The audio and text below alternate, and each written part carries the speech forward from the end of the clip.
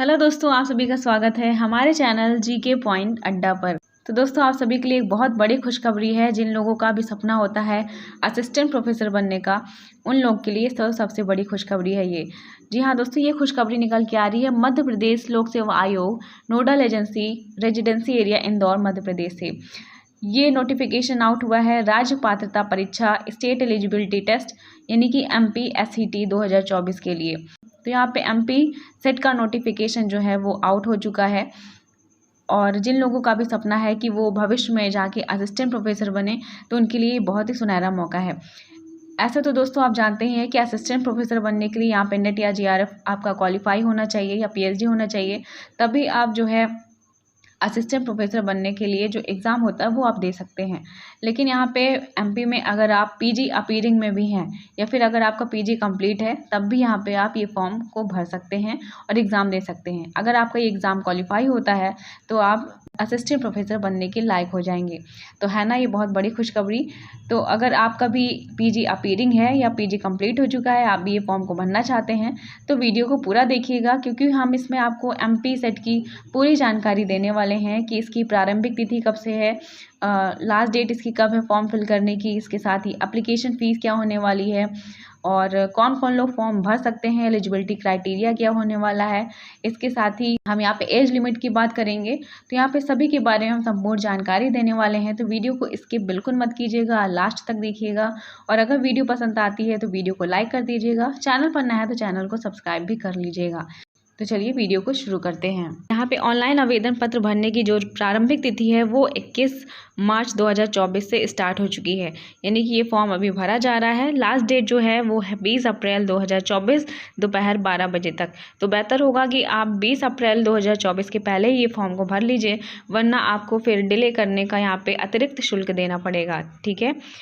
त्रुटि सुधार की अवधि जो है बिना विलंब शुल्क के 27 मार्च 2024 से 22 अप्रैल 2024 दोपहर 12 बजे तक रहेगी। तो दोस्तों यहाँ पर कई सारी डेट्स दी गई हैं, आप डिटेल में देख लीजिएगा। तो दोस्तों बेहतर होगा कि आप यहाँ पे 20 अप्रैल 2024 तक फॉर्म भर दें, वरना फिर आपको अतिरिक्त शुल्क देना पड़ेगा। ठीक है, आगे बढ़ते हैं। अब परीक्षा शुल्क की बात कर लेते हैं। तो दोस्तों जो लोग भी मध्य प्रदेश के मूल निवासी हैं, SC ST बिलोंग करते हैं, EWS के हैं या फिर अन्य पिछड़ा वर्ग के हैं, दिव्यांगजन है, तो उनके लिए 250 रुपये है। इसके साथ ही 40 रुपये उन्हें एक्स्ट्रा जो पोर्टल शुल्क है वो देना पड़ेगा, यानी कि 250 + 40 आप ऐड कर लीजिएगा। ठीक है। अन्य श्रेणी की बात करें, मध्य प्रदेश के बाहर जितने भी लोग हैं वो सभी जनरल में काउंट होते हैं, तो उनकी फ़ी जो हो जाएगी 500 रुपये आपको फ़ी पे करना पड़ेगा। इसके साथ साथ 40 रुपये पोर्टल शुल्क देना पड़ेगा, यानी कि 540 रुपये आपको टोटल पे करना पड़ेगा। ठीक है। त्रुटि सुधार की जो अवधि है बिना विलंब शुल्क के वो 50 रुपये है, यानी कि जब भी आप कोई करेक्शन करवाने जाएंगे तो आपको 50 रुपये यहाँ पे देना पड़ेगा, अगर आपने विलंब नहीं किया है तो। यहाँ आप देख सकते हैं कि आपको कितने कितने रुपए पे करने पड़ रहे हैं, बहुत ज़्यादा है ये फ़ी। तो इसलिए बेहतर होगा कि आप 20 अप्रैल तक फॉर्म को भर दीजिएगा सही। ठीक है, आगे बढ़ते हैं। महत्वपूर्ण बिंदु की तरफ देखते हैं। तो यहाँ पे जो राज्य पात्रता परीक्षा है जो है 2024 OMR आधारित होगी, यानी कि जो एग्ज़ाम है वो ऑफलाइन मोड में कंडक्ट होगा और OMR सीट पे होगा। ठीक है। यहाँ पे 20 विषय के लिए आयोजित की जाएगी। तो कौन कौन से विषय हैं अभी आपको नीचे बताया जाएगा। और यहाँ पे आपके 2 पेपर होंगे। पहला जो एग्ज़ाम होगा वो आपका अनिवार्य होगा, सामान्य प्रश्न पत्र बनेगा। इसके साथ ही यहाँ पे कुछ टीचिंग और रिसर्च एप्टीट्यूड के क्वेश्चन पूछे जाएंगे। और जो सेकंड पेपर होगा वो आपने जो भी सब्जेक्ट चुना होगा उससे होगा। ठीक है। और क्वेश्चन पेपर ऑब्जेक्टिव मोड में होगा, ये मैंने आपको बता दिया। मल्टीपल चॉइस क्वेश्चन होंगे, assertion reason true false match the column वाले, इस टाइप के। और एक बात और, यहाँ पे नेगेटिव मार्किंग नहीं होने वाली है, लेकिन ये जो एग्ज़ाम है वो काफ़ी टफ होगा, जैसे कि नेट वगैरह का होता है। तो दोस्तों अब हम न्यूनतम शैक्षणिक योग्यता को देख लेते हैं। आप डिटेल में इसके नोटिफिकेशन को पढ़ लीजिएगा, मैं आपको शॉर्ट में बता दे रही हूँ। इसकी योग्यता को सरल भाषा में समझने के लिए हम इसे 2 कैटेगरी में बांट देते हैं। एक वो लोग जिनका PG कंप्लीट हो चुका है और एक वो लोग जिनका PG कंप्लीट होने वाला है, यानी कि वो अपीयरिंग में है। पहली बात तो जिनका कंप्लीट हो चुका है उनकी बात करते हैं। तो अगर वो जनरल कैटेगरी से बिलोंग करते हैं, ठीक है, MP की या फिर अदर स्टेट के कोई भी हों, तो उनका 55% अंक होना चाहिए, तभी वो MP सेट का फॉर्म डालेंगे। या फिर अगर वो MP के रिजर्व कैटेगरी से बिलोंग करते हैं, SC ST या OBC से, तो उनका 50% अंक होगा तभी वो इस फॉर्म को अप्लाई करेंगे। ठीक है, तो ये बात है जिनका पीजी कंप्लीट है। अब बात करते हैं जिनका अपीयरिंग में है, जिनका रिजल्ट नहीं आया है, तो वो लोग क्या करेंगे, वो लोग आराम से एमपी सेट का फॉर्म अप्लाई करेंगे अगर उनका क्वालिफाई हो जाता है। ठीक है, क्वालिफाई होने के बाद क्या होगा, जब भी आपका पीजी का रिजल्ट आएगा तो उसमें देखा जाएगा, अगर आपका वही है जैसे कि अभी फॉलो हुआ था, अगर आप जनरल कैटेगरी के हैं, ठीक है, एमपी की या फिर अदर स्टेट से बिलोंग करते हैं, किसी भी कैटेगरी के हों, तो अगर आपका पीजी में 55% अंक होगा तभी आपका जो रिजल्ट आया है एमपी सेट का जिसमें आपने क्वालिफाई किया होगा वो तभी मान्य होगा, वरना फिर वो कैंसिल हो जाएगा। अगर 55 के नीचे है तो वो कैंसिल हो जाएगा। मान लीजिए अगर आपका 54.9% भी होगा तब भी वो कैंसिल हो जाएगा, क्योंकि आपका एग्जैक्ट 55% होना चाहिए।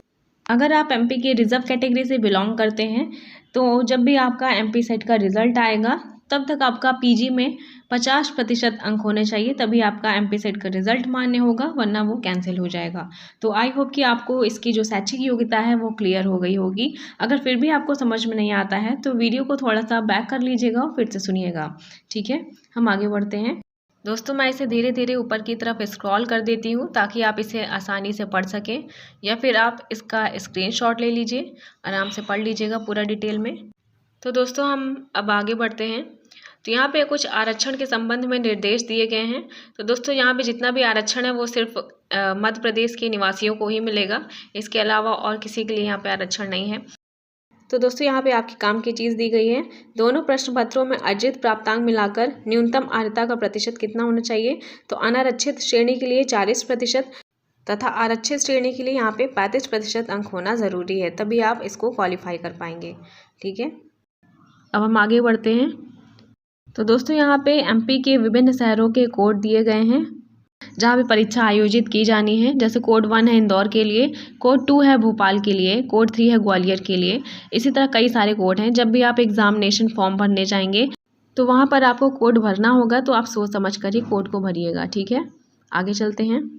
तो दोस्तों परीक्षा योजना की बात कर लेते हैं। तो आपका जो एग्ज़ाम है वो ऑफलाइन मोड में होगा। यहाँ लिखा है 2 प्रश्न पत्र होंगे, तो देख लेते हैं। पहला प्रश्न पत्र जो होगा general paper teaching research aptitude से होगा, जहाँ पे 50 क्वेश्चन पूछे जाएंगे, 100 अंकों का होगा। दूसरा प्रश्न आप जो विषय चुने होंगे उससे होगा, जिसके 100 प्रश्न बनेंगे और 200 अंकों का होगा। तो टोटल 150 प्रश्न होंगे 300 नंबर के, और जो समय आपको मिलेगा वो 3 घंटे का मिलेगा। ठीक है, और कोई भी यहाँ पे निगेटिव मार्किंग नहीं होने वाली है, ये काफ़ी अच्छी बात है। ठीक है, लेकिन जो पेपर है आपका वो टफ बनेगा। आप देख सकते हैं एक प्रश्न के लिए आपको 2 अंक मिलेंगे। ये यहाँ 4th नंबर पे लिखा है कि ऋणात्मक मूल्यांकन नहीं किया जाएगा, यानी कि निगेटिव मार्किंग आपकी नहीं होने वाली है। ठीक है, प्रश्न पत्र आपको हिंदी और इंग्लिश दोनों मीडियम में देखने को मिल जाएगा। यहाँ पे कुछ सावधानियाँ दी गई हैं, तो आप इसे डिटेल में पढ़ सकते हैं। मैं इसे धीरे धीरे स्क्रॉल कर दे रही हूँ। दोस्तों यहाँ पर एज के बारे में कोई भी जानकारी नहीं दी गई है, तो सभी लोग फॉर्म भर सकते हैं। इसके अलावा आवेदन के लिए यहाँ पे वेबसाइट दी गई है, आप इस पर जाकर आवेदन कर सकते हैं। नीचे आते हैं थोड़ा सा। तो दोस्तों यहाँ पे आपका 20 विषय दिया गया है, जिसमें अगर आप पीजी हैं तो आप इस फॉर्म को अप्लाई कर सकते हैं। यहाँ केमिकल साइंस के दिए गए हैं, नीचे कॉमर्स का है, इकोनॉमिक्स का है, English, geography, Hindi, history, home science, law, library and information science, life science. तो आपको देख लीजिए लाइफ साइंस में कौन कौन सी फील्ड आती है। इसके अलावा mathematics science, philosophy, physical education, physical science, political science, psychology, Sanskrit, sociology, yoga. तो यहाँ पे ये 20 विषय हैं। अगर आपने इसमें पीजी किया है तो आप इस फॉर्म को अप्लाई कर सकते हैं। ठीक है, और यहाँ पे कुछ निर्देश वगैरह दिए गए हैं, तो आप पढ़ लीजिएगा। तो यहाँ पे मैंने आपको मोटा मोटा जितने भी इंपॉर्टेंट पॉइंट्स थे मैंने सभी को बता दिए हैं। आई होप कि आपको पूरा समझ में आ गया है। काफ़ी अच्छा मौका है, तो आप इस फॉर्म को ज़रूर अप्लाई कीजिएगा। और याद रखिएगा 20 अप्रैल यहाँ पे लास्ट डेट है। ठीक है, तो दोस्तों उम्मीद करते हैं आपको वीडियो पसंद आई होगी, तो वीडियो को लाइक कर दीजिएगा। चैनल पर नया है तो चैनल सब्सक्राइब कर लीजिएगा।